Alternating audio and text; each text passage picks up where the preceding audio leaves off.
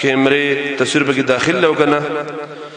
دا اختلافي وګدا مسله ده په دې وخت کې اهل علم په منځ کې موږ ته څنګه حق کار کوي او د خپل د طالبای د علم مطابق دا د موبایل دې تم تصویر ویل کې د تصویر چې کم تعریف ته په لغت په کتابونو کې د صور تاسو ور کې په لغت کې ګوګل لا د صور تعریفونه به تاسو ته وایي څومره چې د لغت کتابونو په دې کې د تصویر ټکي شراغله د په لغت عربی کې دا د کیمرې تصویر تم وایي د موبایل تصویر تم وایي او چې کوم تصاویر دي او څوک چې په لاسونو باندې وباسي نقشه وباسي هغه تم تصویر وایي او په عام کې دیتا خلک ویډیو وایي ویډیو انګلیش کې تصویر ته وایي دا معلومه خبره ده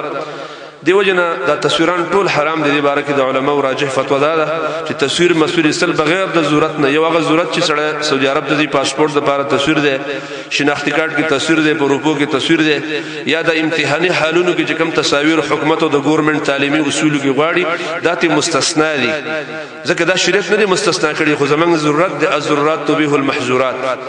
دین علاوه دا مستی تصویران زې په زې باندې استل په شرشمو کې تصویر په غزه کې پټي کې تصویر په پوله باندې تصویر یادگار تصویر زمارون د دې ډیره سخت ګناه او دا ګناه کبیره ده قیامت کې نبی اسلام فرمایي دو وربشي به الله یوځه کې دانه او تا ته وې د دې په منځ کې ته دا دوه وربشي وتړه په خپل منځ کې دا چا پلارم نشي تړلې الله به کته دومره نری نفل يخلق ذره دا سره دي ذره پیدا کی حبه پیدا کی نشي پیدا کوله او نبی اسلام فرمایي چې الله وي ته د څه شروع شوی چې زما سره مشابهت کې ځکه زه خالق یم او خلق پیدا کوم او جوړوم ته زما سره مشابهت کې دا تصویرانو باسي دا فوټوګرافان بل الله ایثار کی او د وربش دانه او بلاس کی ورګ چې دا دوه په منځ کې وتړي دیو جنا راجح دا د احتیاط دا چې هر قسمه تصویر نه احتراز کول وکړ دي او د مليانو کوم تصاویر دینه دلیل منی سي چې علماء کوم تصاویر لري دا به د علماء څخه ضرورت لري څوک به یو دلیل مطمئني یا به د مليانو مجبوریاني اصل خبره ده چې قران او حديث موږ بدی ایمان راوړل او بدی کې تصاویر حرام دي دا شي قول له